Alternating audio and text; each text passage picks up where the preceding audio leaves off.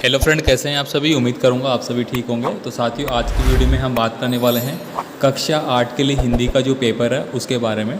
तो साथियों, ये लास्ट पेपर है जो मैं आपको 5-5 पेपर प्रोवाइड करा रहा था। ये उसका हिंदी वाला लास्ट पेपर है, मतलब 5वां पेपर है। तो इन 5 पेपरों को आपको अच्छे से घोल के पी लेना है, एकदम टॉप करोगे हिंदी वाले पेपर में। बाकी पेपर भी साथियों आपको मैं जल्दी अपलोड करके दे दूंगा, ठीक है। यानी कि सभी का एक एक पार्ट बच रहा है, वो मैं आपको जल्दी दे दूंगा। तो चलिए दोस्तों, यहाँ पे स्टार्ट कर लेते हैं हिंदी वाले पेपर को। कौन कौन से पर्सन आपके लिए इम्पोर्टेंट है। बाकी के पेपर आपने अच्छे से कर लिए होंगे, ठीक है। तो आप कमेंट करके बताइए कि बाकी के पेपर आपको कितने सही लगे और कितना आपने उनको याद कर रखा है। तो यहाँ पे देखिए, पहला क्वेश्चन आपसे पूछा जा रहा है, कवि ने बसंत को बताया है।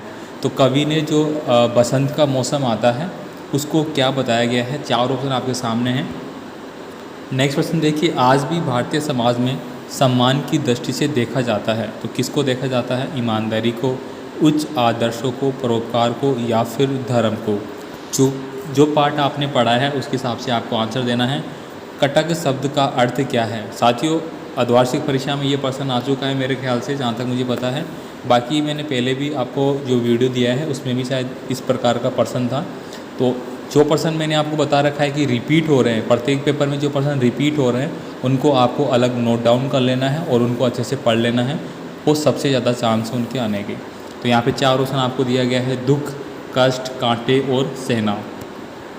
आगे देखिए, लहरें चट्टानों पर सिर चुनने लगी मानो। तो किसके लिए चुनने लगी, वो आपको ऑप्शन में दिए गए हैं। दीवाने संसार से संबंध रखते हैं। आपने पढ़ा होगा दीवाने वाले पार्ट, उसके बारे में यहाँ पे पूछा गया है। तो आपको करेक्ट आंसर देना है। इस अगला क्वेश्चन देखेंगे अपन, 6 नंबर का क्वेश्चन है, पट्टुकोट्टई जिला किस प्रदेश में है। तो साथियों, ये पर्सन लास्ट वाली वीडियो में भी था, पट्टुकोट्टई जिला किस ज़िले में है, सेम पर्सन है।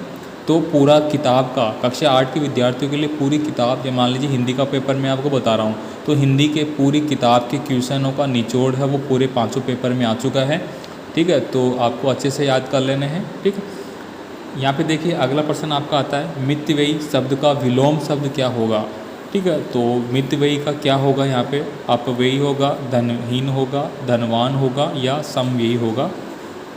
साथियों, आपसे बीच में रिक्वेस्ट भी करूँगा, आप चैनल पे नए हैं तो प्लीज़ चैनल को सब्सक्राइब करके रखें। वीडियो को लाइक नहीं किया तो फटाफट पहले जाइए लाइक कर दीजिए, और अपने दोस्तों को सेंड ज़रूर कर दें, ताकि आपके दोस्त जो सो रहे हैं फ़िलहाल, कोई याद नहीं कर रहा, पढ़ नहीं रहा, तो उनके पास भी पहुँचे और वो थोड़ा सा पढ़ ले। आगे देखिए, यहाँ पे निम्नलिखित में से कौन सा शब्द विष का पर्यायवाची नहीं है। अब विष का तो आप जानते हैं जहर बोलते हैं इसको, तो इसका पर्यायवाची नहीं है, उसको बताना है आपको। गरल, हलाहल, जहर और अमृत। तो विष अमृत थोड़ी होता है, जहर होता है, तो ये इसका पर्यायवाची नहीं है, बाकी है। आगे देखिए, अगला प्रश्न है आपका, एकाएक बस रुक जाने का क्या कारण था। अब साथ ही मैंने आपको बता रखा है, जो बस वाला चैप्टर आपका, ठीक है, उसको आपको अच्छे से तैयार करना है। 100% पर्सन आना वहाँ से 100%। तो यहाँ पे देखिए, एकाएक बस के रुक जाने का कारण क्या था वो आपको पूछा गया है। नेक्स्ट पर्सन की मैं बात करूँगा। यहाँ पे अगला प्रश्न है, अनंत से मिलन से क्या अभिप्राय है। परिवेश से सजगता क्यों आवश्यक है। इसके बाद देखिए, अगला प्रश्न है साथियों, विद्यालय परिसर को स्वच्छ रखने के कोई 2 उपाय बताइए। काफ़ी इंपॉर्टेंट है। विद्यालय स्तर की अगर बात की जाए तो ये आपका एक जनरल बिहेवियर का क्वेश्चन बनता है आपका। आगे देखिए, जातिवाचक संज्ञा के 4 उदाहरण आपको देने हैं। तो दोस्तों, आपने संज्ञा को अच्छे से पढ़ रखा होगा। आपकी जातिवाचक संज्ञा होती है, व्यक्तिवाचक होती है, भाववाचक होती है। तो ये चैप्टर आपको अच्छे से पढ़ लेना है। अगर नहीं पढ़ा तो फिर से पढ़ लो, क्योंकि संज्ञा, सर्वनाम, विशेषण ये सारे आपके आने वाले हैं। आगे देखिए, अगला क्वेश्चन आपका क्या है, दाई और हीन प्रत्यय जोड़कर दो नए शब्द आपको बनाने हैं।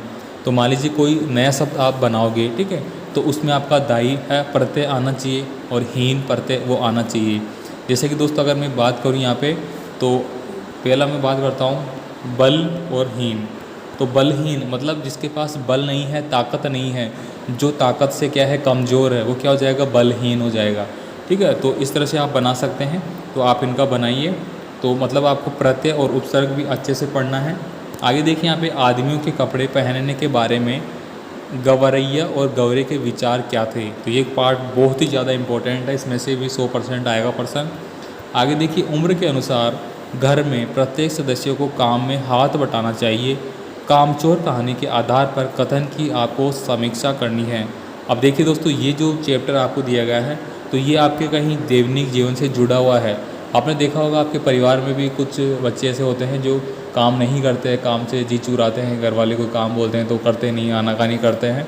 तो मान लीजिए कि ये भी एक आपका व्यवहारिक पर्सन हो रहा है यहाँ पे, ठीक है। ऐसा नहीं है कि मैं आपके लिए बोल रहा हूँ, कुछ होते हैं ऐसे, ठीक है, बाकी अच्छे भी होते हैं सारे स्टूडेंट। आगे देखिए, अगला क्वेश्चन आपका, मशीनीकरण से जीवन में लाभ और हानि है, उस विषय पर आपको विचार है वो संक्षेप में लिखना है। तो ये मैंने ऑलरेडी आपको बता रखा है कि तकनीकी के कारण जो नई तकनीकी आ रही है उससे जो कार्य क्षमताएँ हैं, ठीक है, मशीनी काम हो रहा है, उससे आपको लाभ हानि कितना हो रहा है। आपका काम देखो बहुत जल्दी हो जाता है। मान लीजिए आपको कहीं जाना है तो आप मोटर गाड़ी में बैठ के फटाफट पहुंच सकते हैं।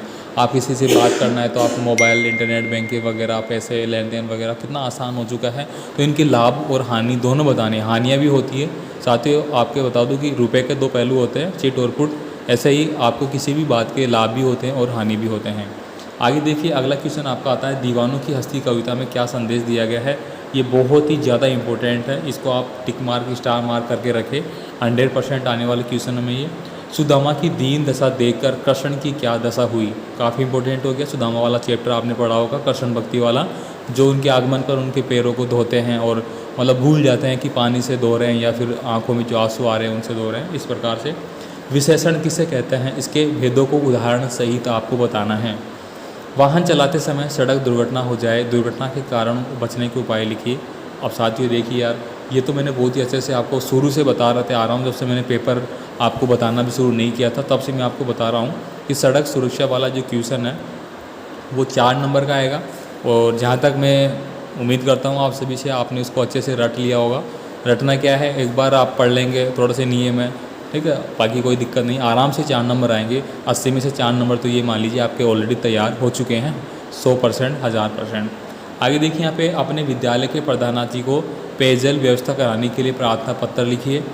या फिर अगला कौन सा है आपका, अपने मित्र को उसके पिता के आकस्मिक निधन पर शोक व्यक्त करते हुए संवेदना पत्र है वो आपको लिखना है।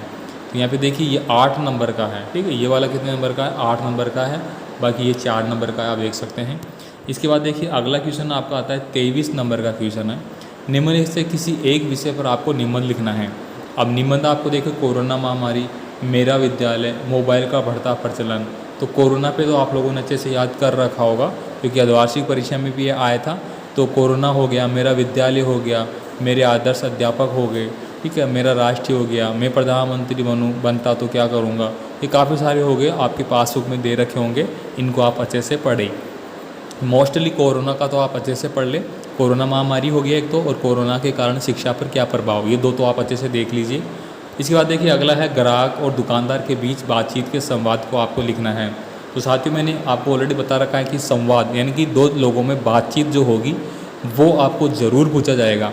ये किसी भी के भी मध्य हो सकता है, डॉक्टर पेशेंट का हो सकता है। पिछली वीडियो में हमने देखा कि एक डॉक्टर और एक पेशेंट है उसके बीच में हो रहा है ना, और एक अध्यापक शिक्षक के बीच हो रहा है, दो दोस्तों के बीच हो रहा है, क्रिकेट खेलने पे हो रहा है, स्कूल पे हो रहा है, तो कहीं पे भी हो सकता है। बस आप समझ जाइए कि मान लीजिए ग्राहक और दुकानदार है। अब आप दुकान पे जाएंगे तो क्या बोलेंगे, तो ग्राहक दुकान पे जाके बोलेगा कि दुकानदार से बोलेगा कि मेरे को अमुक सामान चाहिए, क्या आप मिल जाएंगे। तो दुकानदार बोलेगा हाँ बिल्कुल मिलेंगे, आपको क्या क्या चाहिए, फिर आप बताओगे मुझे ये चाहिए, फिर बोलेगा किस किस क्वांटिटी में चाहिए। बस ये थोड़ी सी बातें हैं जो आपको 10 लाइन लिखनी होगी इसमें। मेरे ख्याल से आप आराम से इसको लिख लेंगे। यहाँ पे देखिए 24 नंबर का क्वेश्चन है, निम्नलिखित पद्यांश का आपको सरलार्थ करना है, मतलब हिंदी अनुवाद, भावार्थ, व्याख्या, यानी कि व्याख्या जो बोलते हैं अपन, व्याख्या हो गई, सरलार्थ हो गया, वो आपको करना है। अभी भी एक रेलगाड़ी जाती है गंतव्य तक, जहाँ कोई कर रहा होगा प्रतीक्षा, अभी भी कहता है कोई किसी को जल्दी आ जाओ कि अब सूरज डूबने का वक्त हो गया है। तो इसका आप भावार्थ कर सकते हैं। और 25 नंबर का देखिए यहाँ पे लास्ट है, तो ये क्या पूछा जा रहा है आपको, ये पूछा जा रहा है निम्नलिखित गद्यांश दिया गया है आपको, इसको आपको पढ़ना है और इसका क्या करना है, आपको उत्तर देना है प्रश्नों के। एक बहुत बड़े आदमी ने मुझसे एक बार कहा था कि इस सुखी वही है, मतलब यहाँ सुखी वही है जो कुछ नहीं करता, जो कुछ भी करेगा उसमें लोग दोष खोजने लगेंगे, उसके सारे गुण भुला दिए जाएंगे और दोषों को बड़ा चढ़ाकर दिखाया जाने लगेगा। दोष किससे नहीं होते हैं, मतलब अगर आप कार्य करेंगे किसी में तो दोस्त तो होने ही है, मतलब गलतियाँ हो ही जाती है अक्सर, और आप गलतियाँ करते हैं उसी से सीखते हैं, ठीक है। आप देखिए, अगर अब मैं मान लीजिए कि अभी मैं आपको ये बता रहा हूँ, अगर आपने यहाँ पे इसको ध्यान से नहीं पढ़ा और ये आपका एग्ज़ाम में आ गया, तो ये आपकी गलती होगी ना कि आपने देखा कि मैंने पढ़ा नहीं यार, या कोई भी क्वेश्चन ऐसा हो कि आपने पढ़ा नहीं और फिर आप बाद में पछताते हो कि हाँ यार मैं पढ़ रहा था लेकिन इसको तो मैंने छोड़ दिया था। तो ऐसी चीज़ें नहीं करनी होती आपको। तो यहाँ पे देखिए पर्सनल की बात करते हैं। इस समय सुखी कौन है, तो यहाँ पे देखिए इस समय सुखी कौन है, जो कुछ नहीं करता वो सुखी है, क्योंकि अगर आप कुछ करेंगे तो आपके अंदर दोस्त ढूंढा जाएगा। आगे देखिए, लोग किस में दोस्त खोजने लगेंगे, जो कुछ करेगा उसी में दोस्त ढूंढेंगे। यहाँ लिखा है ना, जो कुछ करेगा उसी में दोस्त खोजने लगेंगे। किसके कारण से हर आदमी दोषी अधिक दिख रहा है, तो दोषी क्यों दिख रहा है, क्योंकि वो सबको भला कर रहा है, सबके कार्य कर रहा है और उसमें दोष ढूंढा जा रहा है। तो यहाँ पे देखिए उसके सारे गुण बुला दिए जाएंगे। ये कहाँ पे लिखा है, दोष, यही कारण है कि हर आदमी में दोष दिख रहा है, ठीक है। मतलब दोषों को बढ़ा चढ़ा कर दिखाया जाता है। मान लीजिए कि आपने स्कूल का होमवर्क नहीं किया तो फिर आपको बोलेंगे आप कभी करते ही नहीं हैं, ये वगैरह वगैरह। तो आपने एक दिन नहीं किया और आपको बोलेंगे आप कभी करते ही नहीं हैं, तो बढ़ा चढ़ा के बोला गया, तो ये एक गलत बात है। आगे देखिए, आज चिंता का विषय क्या बन गया है, तो यहाँ पे देखिए लास्ट वाली लाइन में लिखा गया है कि गुणी कम या बिल्कुल ही नहीं स्थिति अगर ऐसी है तो निश्चित ही चिंता का विषय है। मतलब अगर यहाँ पे बात की जाए संसार में, समाज में ऐसे व्यक्ति है तो फिर चिंता का विषय तो बनेगा ही बनेगा। तो ये दोस्तों लास्ट पेपर था और ये मैंने आपको दे दिया है, इसके बाद तो शायद कुछ नहीं है। हाँ ठीक है, तो ये पूरा पेपर हो चुका है और ये था दोस्तों का लास्ट 5th पेपर। 8वीं बोर्ड के लिए 5th पेपर मैंने ऑलरेडी अपलोड कर दिया है, अब ये भी आप देख रहे हैं। तो साथियों, उम्मीद करता हूँ कि आपने पूरे पेपर अच्छे से देख लिए होंगे।